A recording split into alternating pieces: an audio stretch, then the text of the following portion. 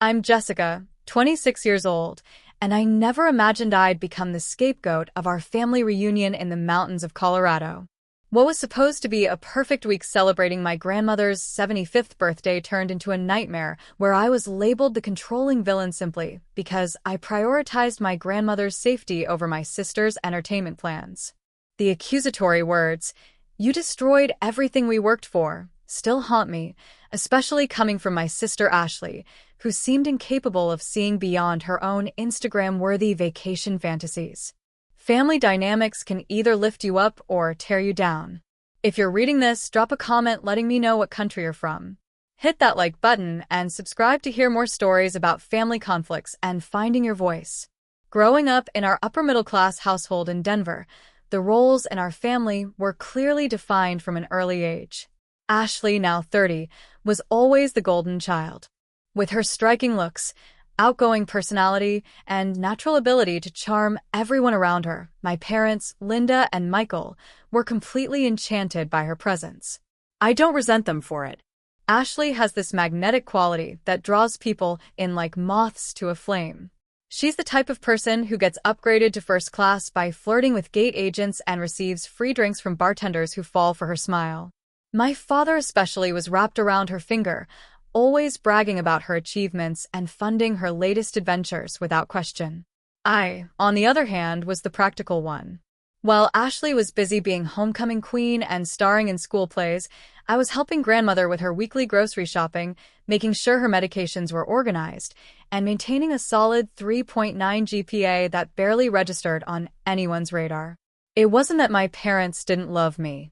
They did. But there was always this unspoken understanding that I would be the dependable one, the one who wouldn't require attention or cause problems. As we transitioned into adulthood, these established roles only became more entrenched. Ashley bounced between different career paths, from fashion design to photography to personal training, with our parents financially supporting each transition without a single complaint. When she decided to spend 6 months backpacking through Southeast Asia to find her creative inspiration, they enthusiastically funded that adventure too. Meanwhile, I worked 2 part-time jobs through college, graduated with a degree in social work, and immediately secured a position at a nonprofit organization helping elderly clients. My accomplishments were met with polite acknowledgement rather than celebration. The past 3 years had brought significant challenges to our family. Grandmother Rose, my father's mother, had been diagnosed with early-stage dementia along with mobility issues from arthritis. Her condition required careful monitoring, assistance with daily tasks, and regular medical appointments. Dad tried to help when he could, but his demanding job as a corporate lawyer left him with limited time and emotional bandwidth. That responsibility naturally fell to me, researching her condition, organizing her pill organizer, driving her to doctor appointments, and ensuring she took her medications properly. Ashley would occasionally FaceTime grandmother, making brief but enthusiastic calls that left grandmother smiling for hours afterward. Her attention was genuine but sporadic. She had a talent for making grand gestures, like sending expensive flower arrangements or surprise gift baskets, but when it came to the daily grind of caring for an aging family member, she was conveniently absent. Her excuse was always her demanding schedule as a lifestyle influencer in Los Angeles, constantly traveling for brand partnerships and photo shoots. The idea for the family reunion came from Ashley during one of our rare family video calls 6 months ago. Grandmother had been having an especially difficult week, forgetting familiar faces and struggling with simple tasks. Ashley suggested that what everyone needed was a special celebration to create new memories while grandmother could still enjoy them. "We should rent one of those amazing mountain cabins in Aspen," she said excitedly, her ring light perfectly illuminating her face. "It's gorgeous this time of year, totally peaceful. Grandma Rose could relax, Dad could unwind, and we could all bond while celebrating her 75th birthday properly." The idea immediately captured everyone's imagination. Dad nodded enthusiastically, already mentally planning the time away from his law firm. Grandmother's eyes sparkled with a clarity I hadn't seen in weeks. "That sounds absolutely wonderful," she said, reaching toward the camera as if trying to touch Ashley's face. "I haven't been to the mountains in decades." I felt a familiar knot of anxiety forming in my stomach. Fall was an incredibly busy time at the nonprofit where I worked, with grant applications due and our annual fundraising gala to organize. Plus, there were grandmother's medical considerations to think about. Would there be appropriate healthcare facilities nearby? Would the altitude affect her medications? Would the cabin be accessible for her limited mobility? But seeing the joy on grandmother's face, I kept these concerns to myself. Perfect, it's decided, Ashley declared, already switching to her notes app. I'll start looking into places this week and send everyone options. But as weeks turned into months, the actual planning mysteriously became my responsibility. Ashley would send Pinterest boards of mountain cabin vibes and links to luxury rentals that cost more than my monthly salary, but she never followed through with actual bookings. Dad talked enthusiastically about fishing and hiking, but didn't research permits or trail conditions. Grandmother was excited but easily overwhelmed when we tried to involve her in planning decisions. So I stepped in as always. I spent hours researching cabins that were both beautiful and accessible, with bathrooms on the main floor and bedrooms that wouldn't require climbing steep stairs. I looked into medical facilities within a 30-minute drive, researched the effects of altitude on dementia patients, and planned menus that would work with grandmother's dietary restrictions and medication schedule. I arranged for time off work, which required intense negotiations with my supervisor and meant working overtime for weeks to cover my absence. 3 days before our departure, Ashley called me in a panic. Jess, I totally spaced on something. I double-booked myself. I have this amazing opportunity to collaborate with a wellness retreat in Sedona the same week as our family trip. It's huge for my brand. We're talking 6 figures in potential partnerships. Can you see if we can move the reunion back 2 weeks? I gripped my phone tightly, feeling the familiar surge of frustration mixed with disbelief. Ashley, that's impossible. I've already taken time off work, which was incredibly difficult to arrange. Grandmother's doctor appointments are scheduled around this trip. Dad cleared his calendar. The cabin is booked and paid for. But this is my career we're talking about, she wheedled. Surely everyone would understand. It's just 2 weeks. After a tense 30-minute conversation, Ashley finally agreed to cancel her Sedona plans, but not without making it clear that she was making a tremendous sacrifice for the family. The way she phrased it made me feel guilty for not being more flexible, even though the situation was entirely of her own making. The night before our departure, I methodically packed my suitcase and a separate bag containing all of grandmother's medications, clearly labeled with dosage instructions and timing charts. I printed detailed directions to the cabin, locations of the nearest hospitals and pharmacies, and researched restaurants in the area that could accommodate grandmother's needs. I was exhausted but hopeful. Despite the planning stress, I genuinely looked forward to spending quality time with my family away from our regular routines. Maybe this trip would help us reconnect in ways we hadn't in years. Maybe Dad would finally notice how much I contributed to keeping the family functioning. Maybe Ashley would step up and show some real responsibility for once. With these optimistic thoughts, I fell asleep, dreaming of cozy mountain evenings and meaningful conversations around a fireplace. Little did I know that the reality would be dramatically different, and that this family reunion would become the catalyst for me finally standing up for myself in ways that would forever change our family dynamics. My alarm jolted me awake at 6 a.m. on departure day. We had agreed to meet at my parents' house by 8:30 to load up Dad's large SUV and make the 4-hour drive to our mountain cabin. I wanted to arrive with plenty of daylight to help grandmother get settled and comfortable in the new environment. By 6:45, I had double-checked grandmother's medication bag, ensuring each prescription bottle was properly labeled with clear instructions that accounted for the time zone change and altered meal schedule. I had created a detailed medication chart in a bright yellow folder that would be impossible to misplace. At 7:30, I loaded my bags into my car and drove to my parents' house, where I would pick up grandmother before we all transferred to Dad's vehicle. Grandmother greeted me at the door wearing her favorite purple sweater and comfortable walking shoes. "Good morning, sweetheart," she said, hugging me tightly. "I've been awake since 5, too excited to sleep properly." Dad was in the kitchen reviewing maps and weather forecasts while sipping his 3rd cup of coffee. "Morning, Jessica," he said, glancing up briefly. "Ready for our mountain adventure?" I smiled and began organizing the cooler with snacks and drinks for the road, making sure to include the low-sodium, diabetic-friendly options grandmother's doctor had recommended. The clock ticked past 8 o'clock, and there was still no sign of Ashley. Dad checked his phone with increasing frequency as 8:30 came and went. At 8:45, Dad finally called her. I could hear Ashley's voice through the speaker, bright and completely unapologetic. "I'm just finishing my morning skincare routine. You know how important that is for my content. Give me 45 minutes, max." Dad sighed but didn't protest. "All right, we'll wait. Just drive carefully getting here." I bit my tongue to avoid pointing out that Ashley lived only 20 minutes away in a downtown Denver loft and had no excuse for being late to such an important family gathering. Instead, I used the extra time to review our route once more and double-check that we had all the necessary chargers for phones and grandmother's medical devices. Ashley finally swept in at 9:35, wearing designer athleisure and oversized sunglasses, pulling an enormous suitcase behind her while balancing a ring light and camera equipment bag. "Sorry, everyone. I had to pack my content creation setup, and then I realized I needed to stop for this amazing matcha latte for the road. You guys have to try it, it's life-changing." She held up an expensive-looking cup as evidence.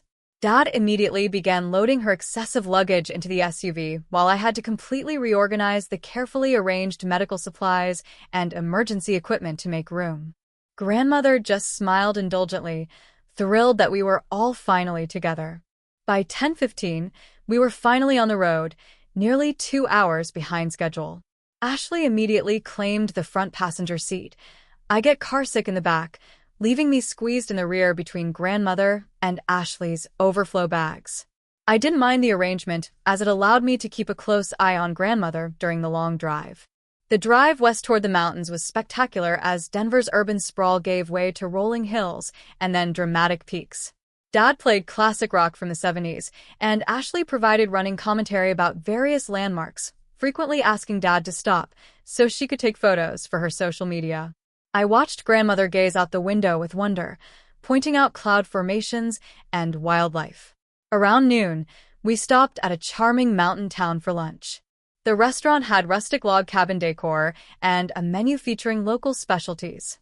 Grandmother checked her blood sugar while I reviewed the menu for suitable options that wouldn't interfere with her medications. "The grilled salmon looks perfect for you, Grandma Rose," I suggested. "It's heart-healthy, and the vegetables come steamed instead of fried." Ashley rolled her eyes dramatically. "God, Jessica, let Grandma eat whatever she wants for once. We're on vacation. A little indulgence won't kill her." "Actually, it might," I replied quietly. Her doctor was very specific about maintaining consistent nutrition to keep her medications working properly. Grandmother patted my hand. "The salmon sounds delicious, dear. Thank you for looking out for me." When our food arrived, Ashley immediately began photographing her elaborate burger and fries from multiple angles, adjusting the lighting and asking the server to move items around for better composition. The entire process took 15 minutes and delayed our meal while grandmother sat waiting patiently. After lunch, we continued toward our destination as the landscape became increasingly dramatic. Snow-capped peaks rose majestically around us, and alpine lakes sparkled in the afternoon sun. Despite Ashley's earlier delays, I felt my optimism returning. The setting was breathtaking, and maybe the natural beauty would inspire better behavior from everyone. Around 3:30 p.m., Dad turned onto a winding mountain road that climbed steadily through dense forests of pine and aspen.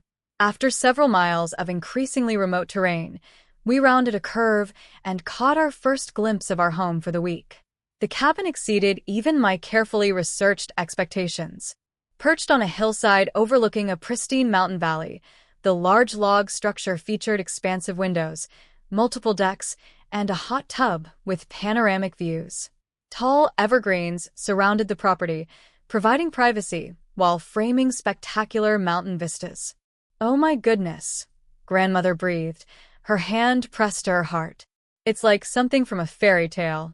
Even Ashley lowered her phone for a moment, genuinely impressed. "Wow, Jessica. You really outdid yourself with this place. It's absolutely perfect for content. Dad parked in the circular gravel driveway, and we all climbed out, stretching after the long journey. The air was crisp and thin, carrying the scent of pine and the promise of snow. For a moment we stood together as a family, taking in the majesty of our surroundings and the peaceful silence, broken only by wind in the trees and distant bird calls. The moment of family unity was brief, but powerful. I felt a surge of hope that maybe this was exactly what we all needed. I took charge of unloading the vehicle, directing Dad and Ashley to carry bags inside while I organized our supplies and helped Grandmother navigate the stone pathway to the front door. The cabin's interior was even more impressive than the exterior. Soaring ceilings with exposed beams, a massive stone fireplace, leather furniture, and a gourmet kitchen that opened to a dining area with floor-to-ceiling windows showcasing the mountain views. Four bedrooms branched off from the main living space, along with 3 full bathrooms. "I'm taking the master suite," Ashley announced immediately, heading toward the largest bedroom with its own private deck and mountain views. Dad nodded automatically. "Your grandmother and I will take the room next to the main bathroom. Jessica, you're okay with one of the smaller rooms, right?" It wasn't really a question. I nodded and carried my bag to the smallest bedroom, which faced the driveway rather than the mountains. The room was perfectly comfortable with a queen bed and rustic furniture, but the familiar pattern of me getting whatever was left over stung slightly. I unpacked quickly, then set about organizing Grandmother's medication station on the kitchen counter, arranging pill bottles, her blood pressure monitor, and the detailed schedule I'd created. By early evening, we were settled in. Dad figured out how to operate the gas grill on the main deck, and we enjoyed a simple dinner of grilled chicken and vegetables as the sun began to set behind the mountains, painting the sky in brilliant oranges and purples. "This was such a wonderful idea," Grandmother said, squeezing Ashley's hand. "Thank you for suggesting it, dear." Ashley beamed, accepting the credit without mentioning my months of research and planning. But in that peaceful moment with my family around me and the majestic mountains surrounding us, I didn't mind. The reunion was off to a beautiful start, despite the minor hiccups. As stars began to appear in the darkening sky and the temperature dropped, we moved inside to the warmth of the living room. Dad built a fire in the stone fireplace, while Ashley took countless photos of the cozy mountain vibes. Grandmother settled into a comfortable chair with a contented sigh, looking more relaxed than I'd seen her in months. I allowed myself to hope that the rest of our time here would bring the family connection and meaningful memories I'd been craving. I woke with the sunrise, my internal clock still set to Denver time despite our mountain location. The small bedroom was filled with soft morning light filtering through the pine trees outside my window.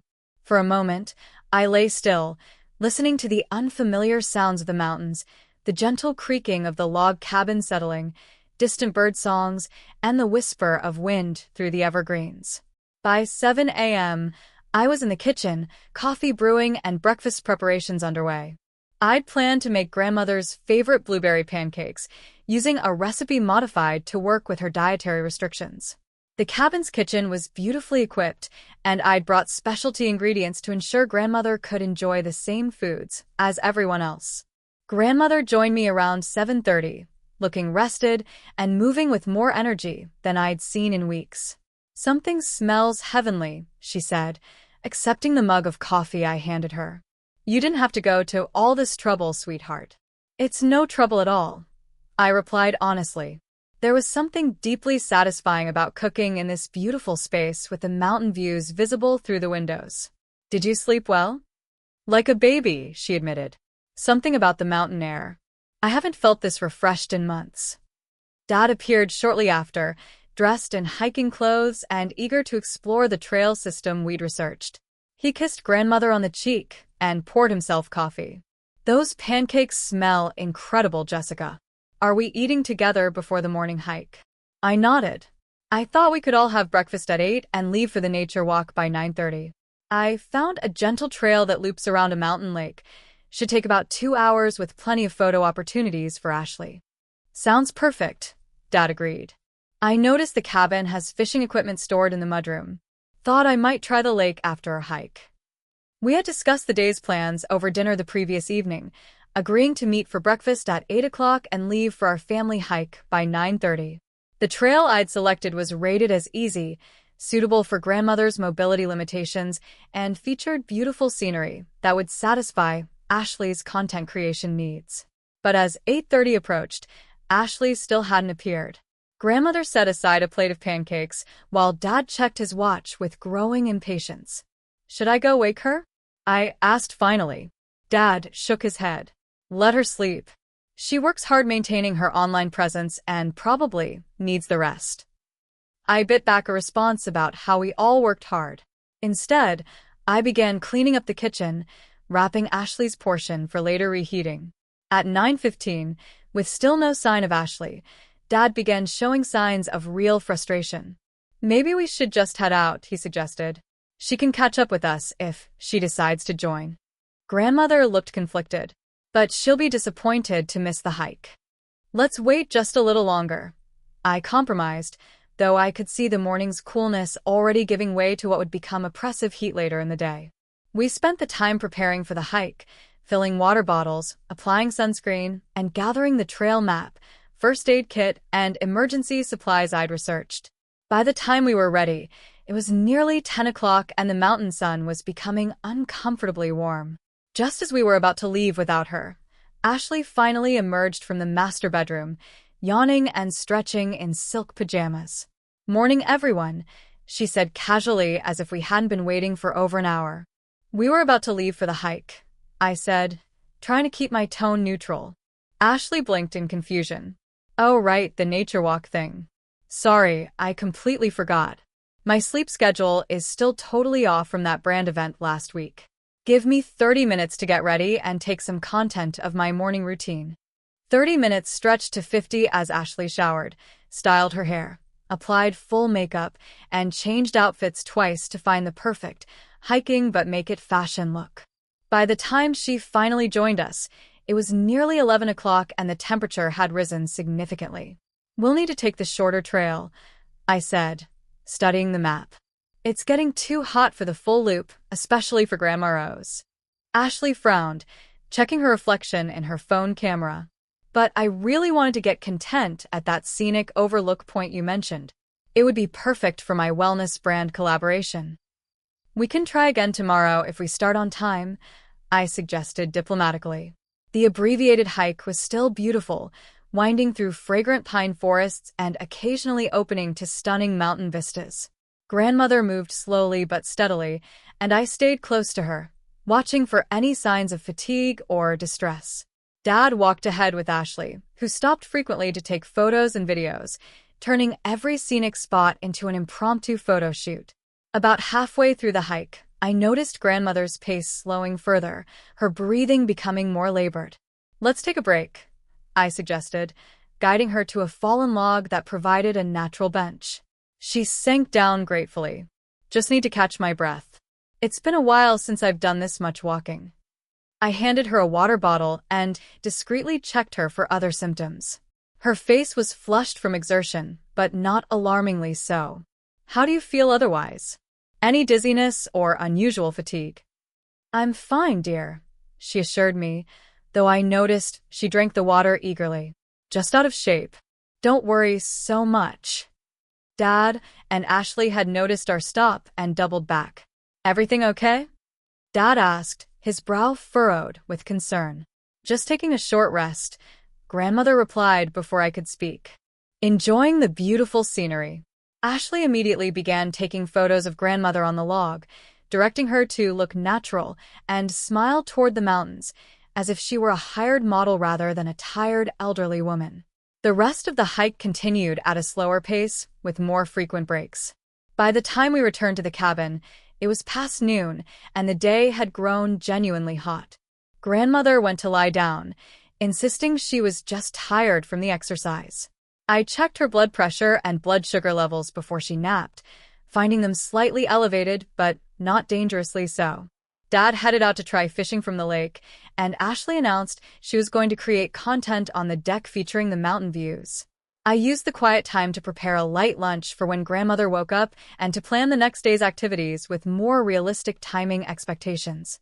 Around 2 p.m., we gathered for lunch on the main deck.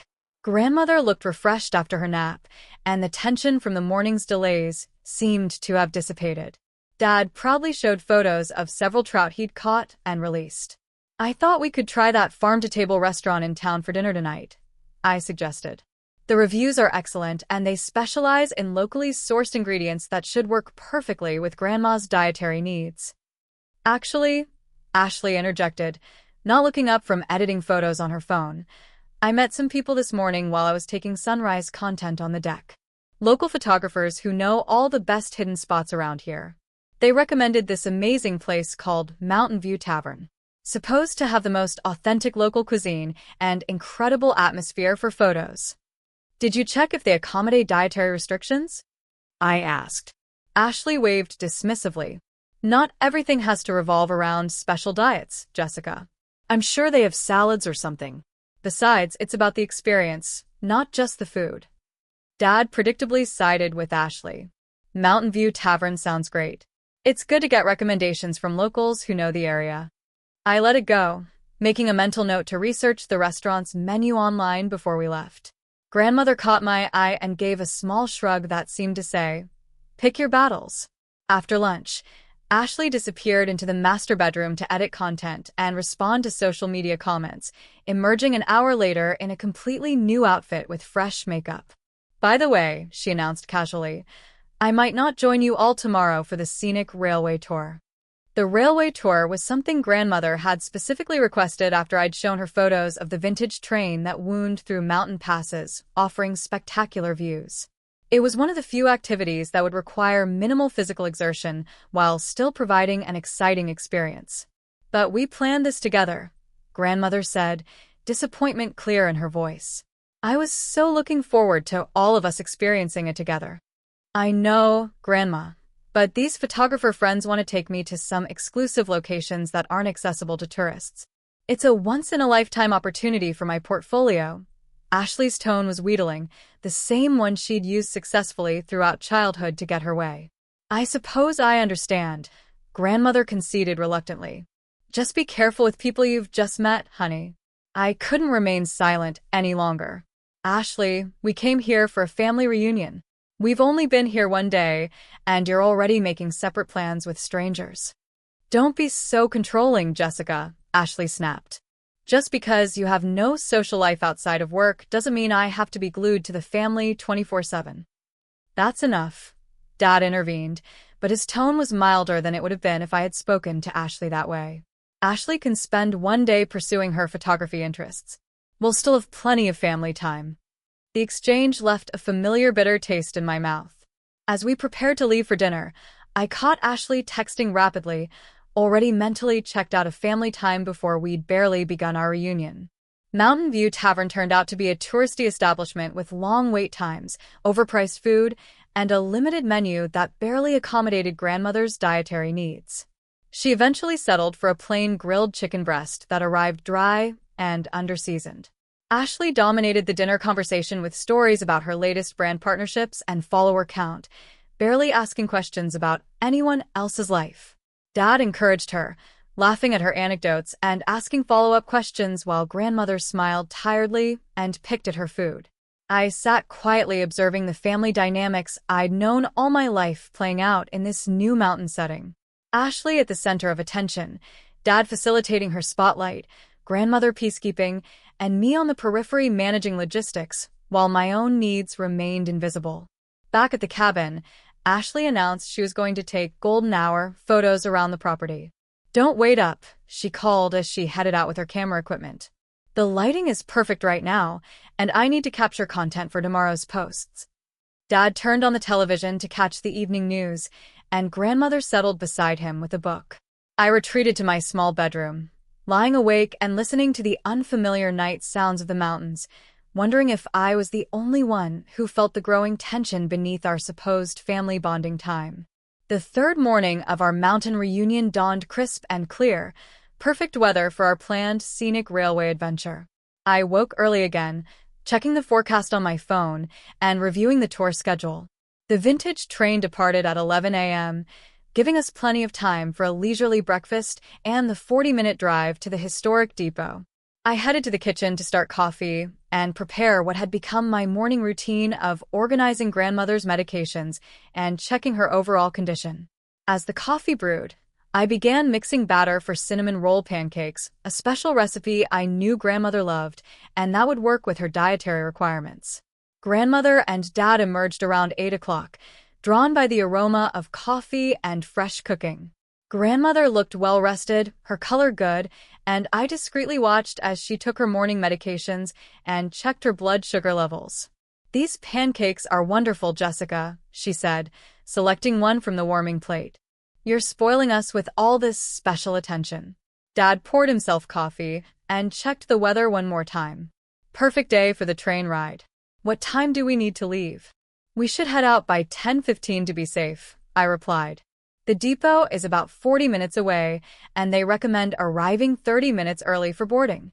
Dad nodded approvingly. "I'll make sure Ashley is up by 9:30. We enjoyed a pleasant breakfast on the deck, watching early morning hikers make their way along distant mountain trails. The air was crisp and clean, filled with the scent of pine and the promise of adventure. At 9:30, Dad knocked on Ashley's door, but received no answer. He knocked again, louder this time, then cautiously opened the door. "She's not here," he said, returning to the deck with confusion written across his face. "Bed doesn't look slept in either." A flicker of concern crossed grandmother's face. "Do you think she's all right? Should we try calling her?" Dad immediately pulled out his phone to dial Ashley's number. After several rings, it went to voicemail. He left a message reminding her about the train tour and asking her to call back immediately. By 10 o'clock, there was still no sign of Ashley, and her continued absence was creating a tense atmosphere. Dad tried calling again, with the same result. "Maybe she stayed out late taking photos and crashed with those photographer friends," he suggested, though he looked uncomfortable with the possibility. Grandmother's worry was becoming more visible. "She should have let us know. That's not like her to just disappear." I refrained from pointing out that this was exactly like Ashley, to prioritize her own desires without considering others. Instead, I busied myself packing a small cooler with water and snacks for the train journey. As 10:15 approached, our planned departure time, I made a disturbing discovery. "Dad, where are the car keys? We need to leave now if we're going to make the train." Dad patted his pockets and frowned. "They should be on the hook by the door where I always put them." A quick search confirmed my growing suspicion. The keys were gone, and so was Dad's SUV. Ashley had taken our only vehicle without asking, without leaving a note, and without considering that we might need it for our planned family activity. Dad's expression darkened. "She knows we have the train tour today. Why would she take the car without saying anything to anyone?" The situation became more concerning when grandmother went to get her emergency medication kit and returned looking confused. "Jessica, I can't find my backup heart medication. It should be in my travel case." A quick inventory revealed the problem. Grandmother's emergency nitroglycerin was missing from its designated spot in her medication organizer. It should have been in the small compartment I'd carefully labeled, but the space was empty. With a sinking feeling, I realized it must be in the emergency medical kit I'd packed for car trips, the same kit that was now in the missing SUV. "I need to call Ashley again," Dad said, his voice tight with anger now. "This is completely unacceptable." This time he left a more urgent message. "Ashley, call us immediately. Grandmother's heart medication is in the car, and we need it back now. Plus, we're going to miss our train reservation that we've been planning for months." The next hour was increasingly tense. We tried calling Ashley repeatedly, each call going straight to voicemail. Grandmother insisted she was fine for now. She had taken her regular morning medications and felt stable, but the missing emergency nitroglycerin was a safety concern that couldn't be ignored. At 10:45, I made the difficult decision to cancel our train tour reservation. The depot was too far to reach by taxi, especially with grandmother's mobility limitations, and we couldn't risk missing the train and losing our substantial deposit. The cancellation fee was painful, but there was no alternative.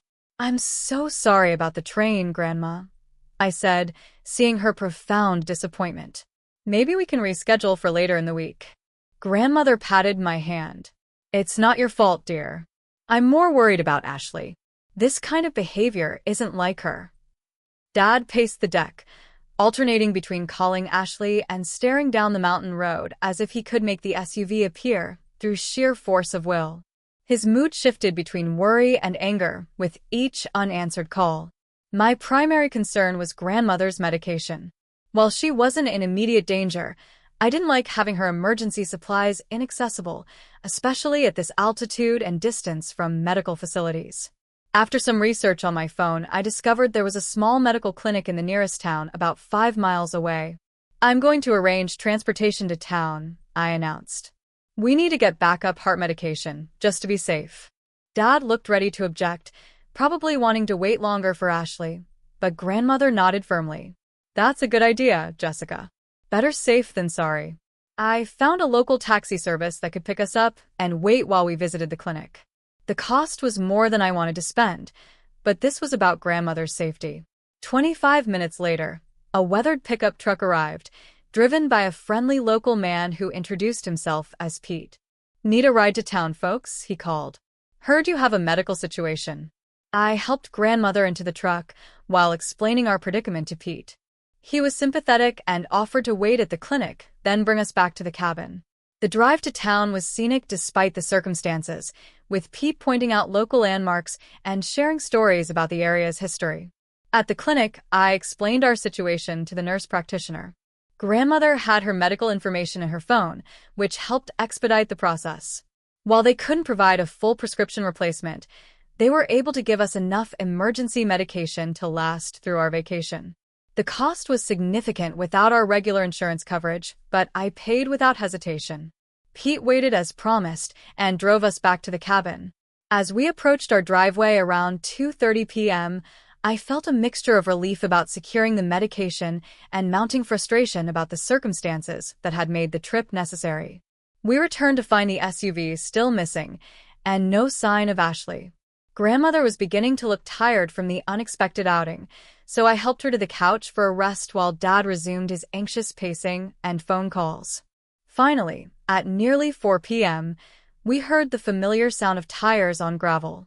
Through the window, I saw Dad's SUV pull up with Ashley behind the wheel. She emerged looking relaxed and radiant, wearing a new bohemian-style dress I hadn't seen before and carrying several shopping bags from expensive boutiques. Dad met her at the door, his face flushed with controlled anger. "Where have you been?" he demanded. "We've been calling you for hours." Ashley looked genuinely surprised.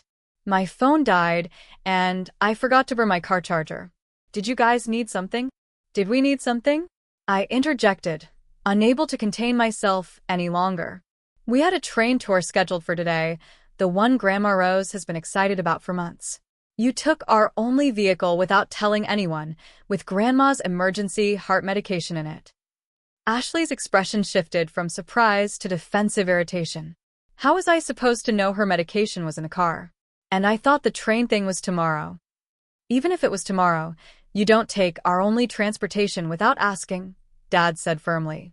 "We were worried about you, and we needed the car for a medical emergency." Grandmother joined us, moving slowly from her rest on the couch. "Honey, my emergency nitroglycerin was in the medical kit in the trunk. We didn't know where you were or when you'd be back."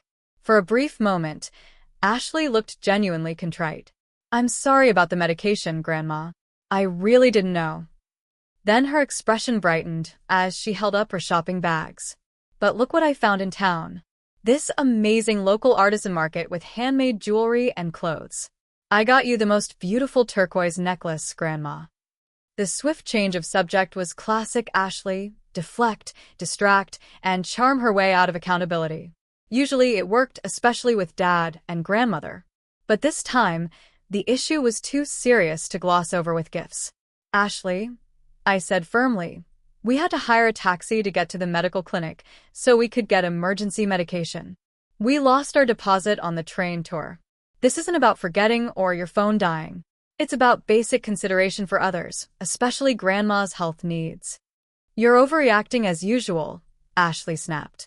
Grandma is fine. Nothing happened. And I said I was sorry about the medication, but how was I supposed to know it was in the car?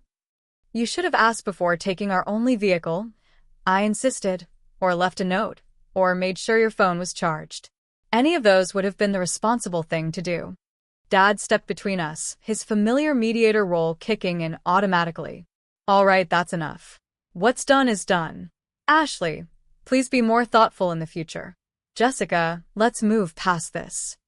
I noticed he had barely reprimanded Ashley while asking me to drop the subject entirely.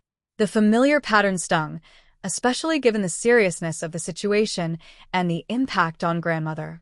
Grandmother, ever the peacekeeper, suggested we all have a late lunch on the deck and try to salvage the beautiful afternoon. Let's not let this spoil our time together, she said gently. The meal was strained, with Ashley chattering about her morning adventures and the amazing local creatives who had shown her hidden photography spots and recommended the best shopping areas. She barely acknowledged the worry and inconvenience she had caused, and by dessert, she had completely reframed the narrative. According to her version, she had done us all a favor by discovering these local gems that weren't in any guidebook. After lunch, I found grandmother in her room, sitting on the edge of the bed looking more tired than she had that morning. Are you feeling okay? I asked, immediately concerned. Just a bit worn out from all the excitement, she assured me, but I noticed she was checking her blood pressure again. The reading was higher than ideal, likely stress-related from the day's events. Let me get you some water and your afternoon medication, I offered. As I helped grandmother with her pills, a wave of protective anger washed over me. This reunion was supposed to help grandmother relax and enjoy quality time with her family, not add stress that affected her health. The morning's crisis could have been easily avoided if Ashley had shown basic consideration. That evening, I stayed close to grandmother, monitoring her condition discreetly. Her blood pressure eventually stabilized, but the incident had left me hypervigilant. As I helped prepare dinner in the kitchen, I could hear Ashley on the deck, laughing loudly while FaceTiming friends back in Los Angeles, describing her amazing mountain adventures and the cute local photographers she'd met. The sound grated on my nerves, but I focused on chopping vegetables with perhaps more force than necessary.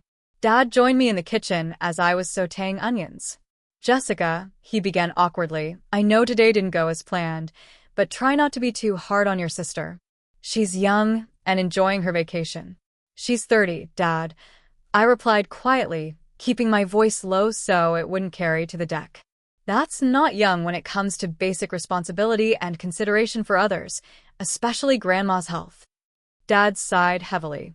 I know, and I did speak to her about it, but you know how Ashley is. The more we push, the more she pushes back. Let's just try to enjoy the rest of our time here, okay? I nodded, not trusting myself to speak further without saying something I might regret. But as I continued preparing dinner, I couldn't shake the feeling that a line had been crossed today and that worse conflicts were brewing beneath the surface. The fourth day of our mountain reunion dawned overcast with the promise of afternoon thunderstorms. The weather matched my mood perfectly, heavy with unresolved tension from yesterday's events. Despite my frustration, I was determined to make the most of our remaining family time, especially for grandmother's sake. I had planned a picnic for today, knowing grandmother enjoyed outdoor meals but needed to avoid strenuous activities. There was a perfect spot just a 10-minute walk from our cabin, a meadow with picnic tables overlooking a small alpine lake, close enough for grandmother to manage easily, but scenic enough to feel special. By 9 a.m., I was in the kitchen preparing picnic foods, carefully including options that would work with grandmother's heart-healthy diet requirements. Whole grain sandwiches with lean turkey, fresh fruit salad, and a quinoa salad that was flavorful without being high in sodium. I also packed grandmother's medications, extra water, and a comprehensive first aid kit. Yesterday's experience had reinforced the importance of being over-prepared. Dad emerged around 9:30, kissing grandmother's cheek as she followed him into the kitchen. Something smells fantastic, he commented, peering over my shoulder at the food preparation. Picnic lunch, I explained. I thought we could walk to that alpine meadow we spotted on our first day. It's an easy walk for Grandma, and the tables are in a shaded area with beautiful views. Grandmother smiled appreciatively. That sounds lovely, Jessica. What can I do to help? I set her up with a simple task of wrapping sandwiches in parchment paper while I finished the salads and packed the cooler. Dad volunteered to gather the cabin's picnic supplies, plates, utensils, and a waterproof tablecloth. Once again, there was no sign of Ashley as the morning progressed. After yesterday's incident, I decided not to count on her participation in family activities, but Grandmother still knocked gently on the master bedroom door around 10:15. Ashley, sweetheart, we're planning a picnic lunch if you'd like to join us. To my surprise, Ashley's door opened almost immediately. She was already dressed in a perfectly coordinated hiking outfit that looked like it had been styled for a magazine shoot. A picnic? That sounds really cute, actually. What time are we going? Grandmother looked pleased. We were thinking around 11 if that works for you. Perfect, Ashley replied, checking her reflection in her phone camera. That gives me time to finish editing yesterday's content and respond to some brand partnership emails. I felt a cautious flicker of hope that today might proceed more smoothly than yesterday. Perhaps Ashley had reflected on her behavior and decided to be more present with the family. By 10:45, all the picnic preparations were complete, and we were ready to head out as soon as Ashley joined us. At 11:05, Ashley finally emerged from her room, carrying her professional camera equipment along with a designer picnic basket that had appeared from nowhere. Ready, she announced cheerfully. Then, glancing at her phone, she added, "Oh, by the way, I hope it's okay that I invited a couple of people to join us. The photographers I met yesterday want to do a collaboration shoot, and this could be amazing for my outdoor lifestyle content." My hopeful mood deflated instantly. You invited strangers to our family picnic? Without asking anyone? Ashley rolled her eyes. They're not strangers anymore. I spent all day with them yesterday. Marcus is an adventure photographer with like 200K followers, and his girlfriend Sierra is a wellness influencer. They know all the best hidden spots around here for content creation. Dad, predictably, seemed unbothered by the last-minute additions. The more the merrier, right? It'll be nice to meet some locals. Grandmother looked less certain, but nodded politely. Of course, it's fine. I'll just grab a few more plates. I bit my tongue and mentally recalculated the food I'd prepared. It would stretch to accommodate 2 more people, but just barely.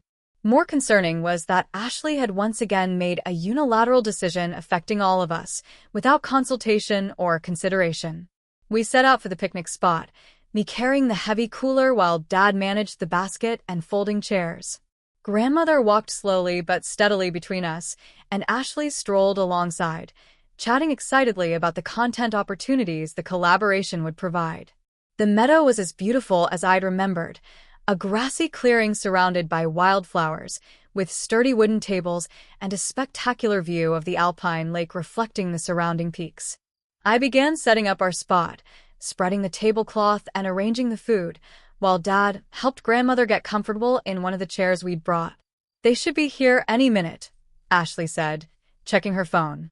They're hiking up from the other side of the lake. Marcus said it's a more dramatic approach for filming.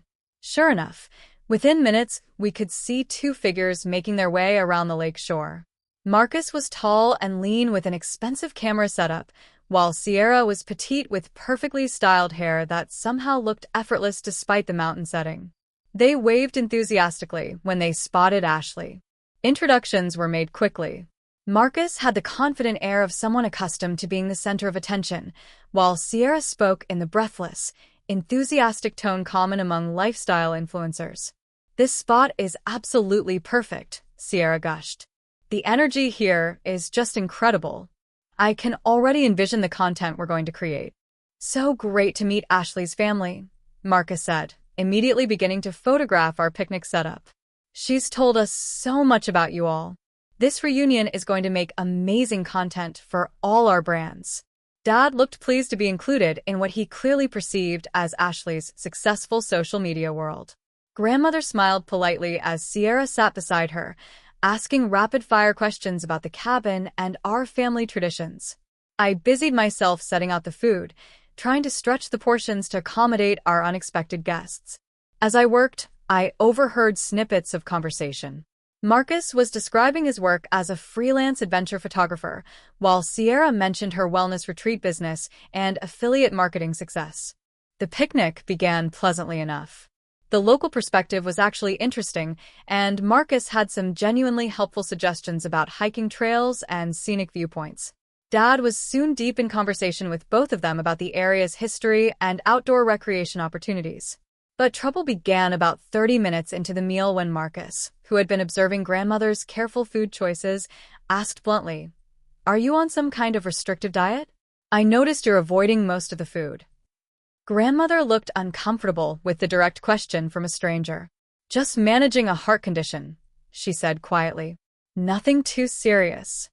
"My aunt had heart problems," Marcus continued, seemingly oblivious to grandmother's discomfort. "Turned out to be completely preventable with the right lifestyle changes. You should try intermittent fasting and high-intensity interval training. Works better than any medication." Grandmother's face paled slightly, and I intervened quickly. "Grandma Rose works closely with her cardiologist and follows a carefully designed treatment plan," I said firmly. But Marcus wasn't finished. "That's the problem with conventional medicine. They just want to keep you dependent on pills instead of addressing the root causes. I can recommend some amazing supplements and natural protocols that have reversed heart disease in tons of people." Sierra jumped in enthusiastically. "Oh, absolutely. I have a whole course on healing your heart naturally through mindful eating and energy work. I could send you the link. It's life-changing." The conversation was making grandmother visibly uncomfortable, and I felt a surge of protective anger. These strangers were giving dangerous medical advice to my grandmother within minutes of meeting her. Before I could respond more forcefully, Ashley chimed in. "Marcus actually knows a lot about wellness. He's helped tons of people optimize their health through natural methods."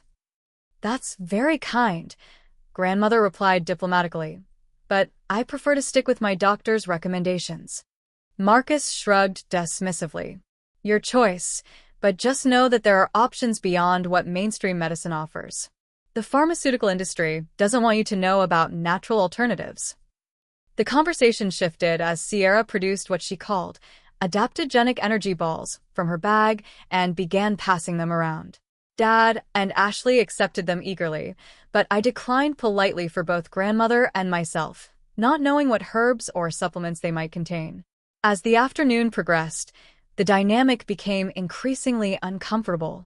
Marcus and Sierra consumed most of the beer they'd brought, growing louder and more presumptuous. Ashley matched their energy level, giggling at their stories and seeming to forget we were supposed to be having family time.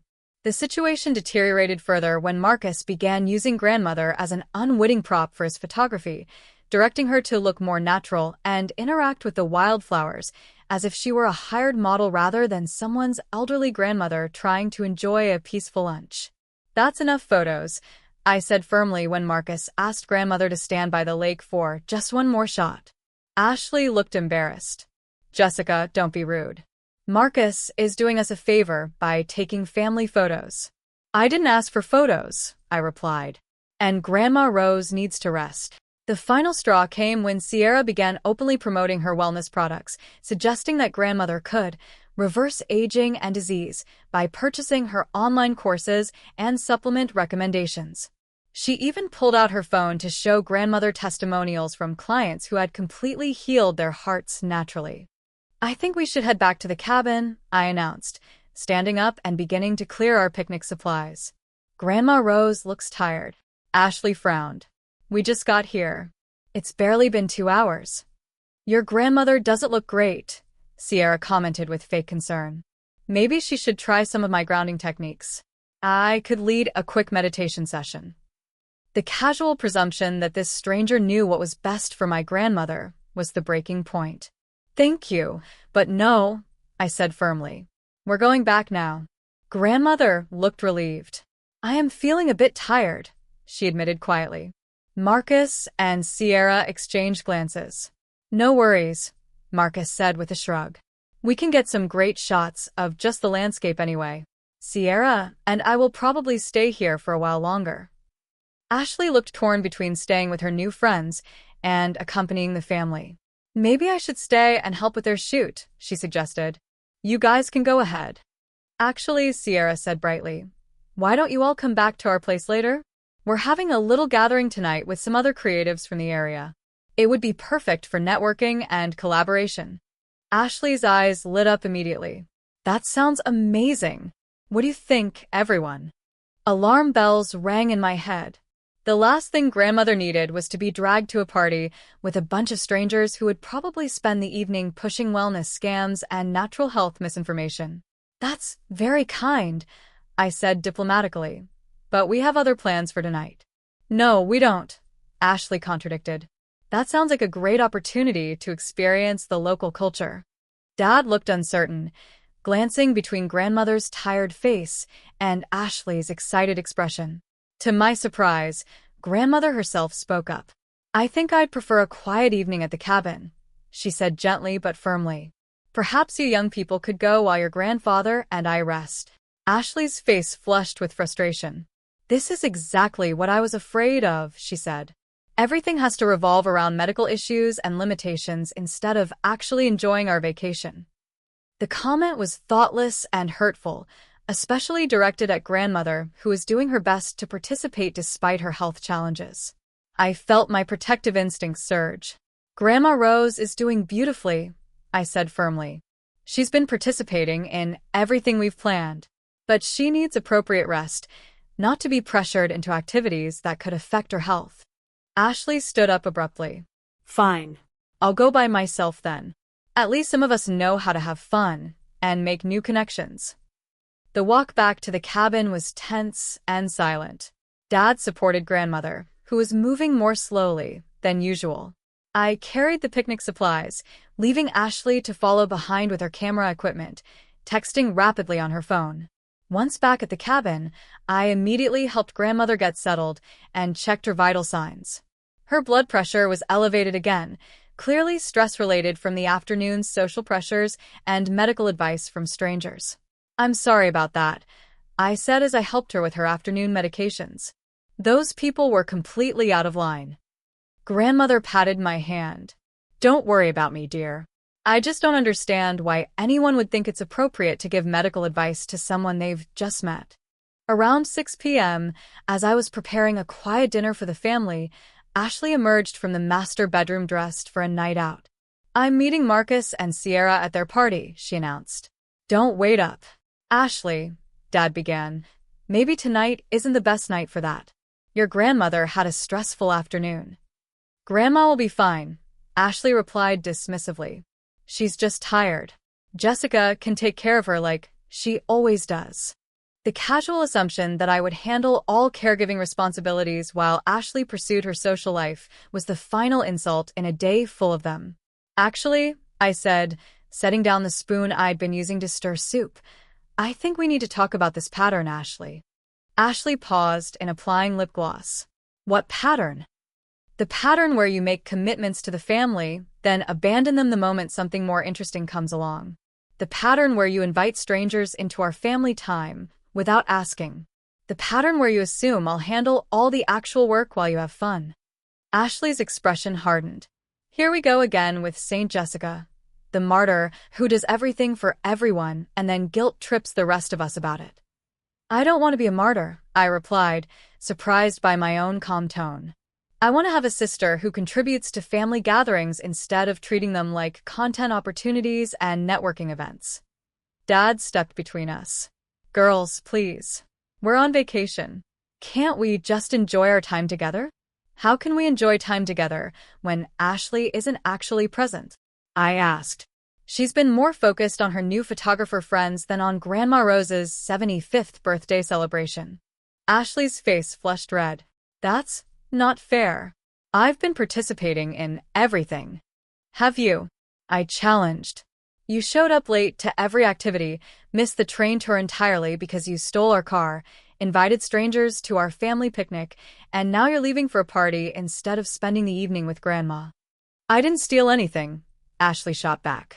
And I said I was sorry about the train thing. Sorry doesn't replace the experience Grandma Rose was looking forward to, I pointed out. Sorry doesn't give us back the deposit we lost. Sorry doesn't erase the stress you caused when we couldn't find her heart medication. Grandmother's quiet voice cut through our argument. Girls, please stop fighting. This isn't what I wanted for our reunion. Both Ashley and I immediately looked ashamed. Grandmother rarely raised her voice or inserted herself into our conflicts, and her intervention carried extra weight. I'm sorry, Grandma, I said immediately. You're right. This isn't about us. Ashley looked conflicted for a moment, then her phone buzzed with a text message. She glanced at it, and her expression hardened again. They're already at the party waiting for me. I can't just not show up. Yes, you can, I said quietly.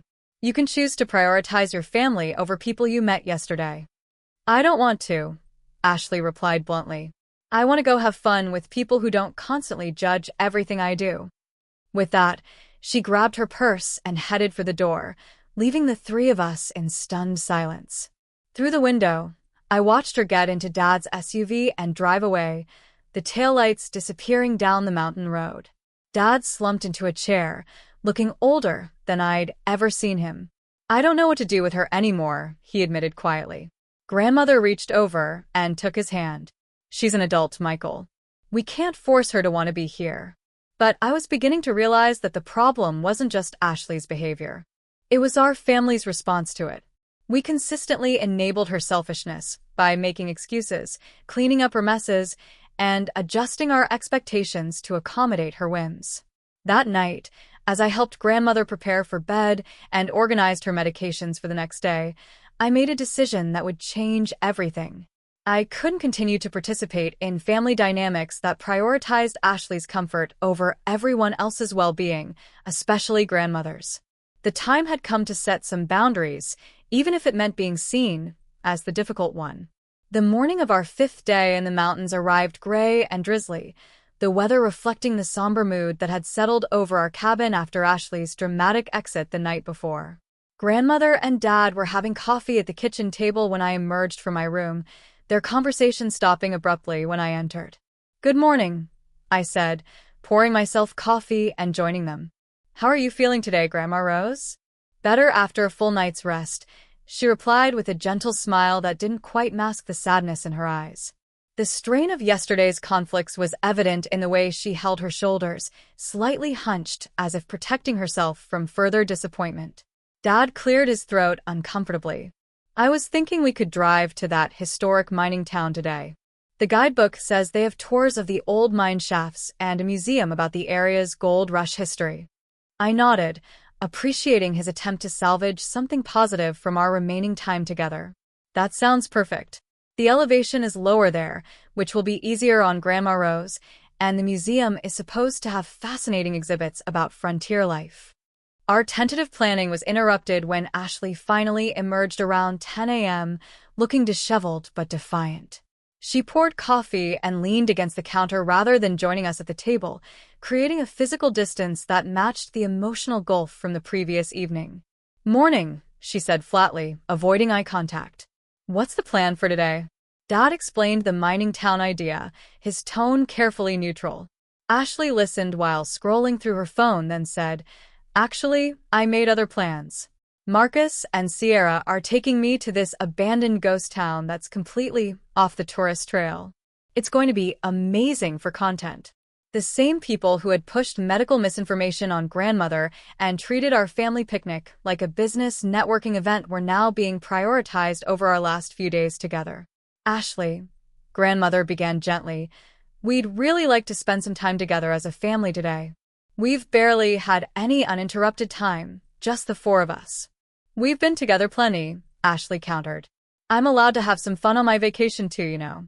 Of course you are, Dad said diplomatically. But after yesterday's argument, maybe it would be good for us to do something together. Ashley's expression hardened. After yesterday? You mean after Jessica lectured me about how terrible I am and made me feel guilty for having friends? Dad's placating approach clearly wasn't working, so I decided to be more direct. After you prioritized strangers over Grandma Rose's feelings and abandoned our family time for party, I said calmly. There we go again, Ashley scoffed. Saint Jessica, keeper of all family morals and judge of everyone else's choices. This isn't about judgment, I replied, struggling to keep my voice level. It's about respect for the family and consideration for Grandma Rose's needs. We came here to celebrate her 75th birthday, and you've spent most of the time either absent or focused on your social media opportunities. Ashley set down her coffee mug with more force than necessary. Not everything has to revolve around age and health limitations, Jessica. Some of us actually know how to live in the moment and embrace new experiences. The dismissive way she referred to grandmother's health as mere limitations sparked a protective fury in me that I'd never felt before. Grandma Rose's health isn't a limitation, I said, my voice rising despite my efforts to stay calm. It's a reality that people who love her accommodate, because that's what family does. But you wouldn't understand that because you've never had to think about anyone but yourself. Girls, please, grandmother interjected, her voice strained. I don't want to be the cause of more fighting. You're not the cause, I assured her quickly. The cause is Ashley's inability to consider how her actions affect others. Ashley's face flushed red. You have no idea what my life is like, Jessica. I work constantly to build my brand and maintain my online presence. This vacation is supposed to be a break for me too, not another obligation where I have to be the perfect granddaughter performing for everyone else's comfort. Performing? I stared at her in disbelief. You think showing basic consideration for your 75-year-old grandmother is performing? You think participating in family activities we planned months ago is some kind of burden? When every single activity has to be modified for medical conditions and every conversation is about what grandma can or can't do, yes, it feels like a burden, Ashley shot back. The words hung in the air like a slap. Grandmother's face went white, and I saw her hands begin to tremble slightly. Dad looked horrified by Ashley's callousness. That's enough, Dad said firmly, finally finding his voice. Ashley, that was completely inappropriate. But Ashley wasn't finished. Years of resentment seemed to pour out all at once. I'm tired of pretending this is normal, okay? I'm tired of every family gathering revolving around medical schedules and dietary restrictions, and Jessica acting like she's so much better than everyone else because she handles all the caretaking. I don't think I'm better than anyone, I replied, my voice shaking with emotion. I think I'm exhausted from being the only one who seems to care about Grandma Rose's well-being. Care? Ashley laughed harshly. You don't care, Jessica. You control. You use Grandma's health as an excuse to micromanage everyone and make yourself indispensable. The accusation hit like a physical blow. To have my genuine concern for grandmother twisted into something manipulative and self-serving was more hurtful than anything Ashley had said before. Grandmother suddenly stood up, her face pale but her voice strong. Stop this right now, she said with an authority I rarely heard from her. Both of you. We immediately fell silent, chastened by her rare display of firmness. Ashley, grandmother continued, her voice steady despite the obvious effort it took to speak, I am not a burden. I am your grandmother, and I love you dearly, but I will not tolerate being spoken about as if my existence is an inconvenience to your vacation plans. Ashley's bravado crumbled, and tears began forming in her eyes. Grandma, I didn't mean. Yes, you did. Grandmother interrupted gently, but firmly. And I understand that my health needs require accommodations that can be frustrating when you just want to have fun. But that's part of loving someone as they age. It's part of family. She turned to me. And Jessica, while I deeply appreciate everything you do for me, you cannot protect me from every disappointment or conflict. Sometimes trying to manage everyone else's behavior creates more stress than it prevents. The gentle rebuke stung because it contained a grain of truth. In my desire to protect grandmother and ensure everything went smoothly, had I become controlling? I don't want to control anyone, I said quietly. I just want everyone to consider how their actions affect you. I know, dear, grandmother said, sitting back down and reaching for my hand. But people have to choose to be considerate. You can't force it. Dad finally found his voice again. Your grandmother is right. We've all gotten into some unhealthy patterns here. Ashley wiped her eyes, looking younger and more vulnerable than I'd seen her in years. I don't want to be a bad granddaughter, she said quietly. I just feel like I can never do anything right when Jessica is around. She handles everything so perfectly that I don't even know how to help. It was the first glimpse of self-awareness Ashley had shown, and it caught me off guard. You could start by asking how to help instead of just assuming someone else will handle everything, I suggested, my anger beginning to cool. You're right, Ashley admitted reluctantly. I have been assuming you would take care of everything. It's easier than trying to figure out what Grandma needs. Grandmother squeezed both our hands. What I need most is for my granddaughters to love each other and stop fighting. These health challenges are hard enough without family conflict making them worse. We sat in silence for several minutes, the weight of our argument and grandmother's words settling around us. Finally, Ashley spoke up. I'll cancel my plans with Marcus and Sierra, she said quietly. If you still want me to come to the mining town. Dad looked relieved. Of course we want you to come. We're family. But I was beginning to realize that simply going through the motions of family activities wouldn't solve the deeper issues we'd exposed. Ashley's resentment about feeling overshadowed by my caregiving, my frustration with constantly being the responsible one, and our family's tendency to avoid difficult conversations had all come to a head. I think we need to talk more about this, I said. Not just pretend everything is fine and move on. Ashley looked uncomfortable. What's to talk about? I said I'd come today. The fact that you see Grandma Rose's health needs as burdens, I replied. The fact that I apparently come across as controlling when I'm trying to help. The fact that our family never addresses conflicts directly. Dad shifted uncomfortably. Maybe we can work on those things when we get home. For now, let's just try to enjoy our remaining time together. But I was tired of sweeping problems under the rug for the sake of keeping peace. No, Dad. We need to address this now, while we're all here and the issues are fresh. Ashley groaned.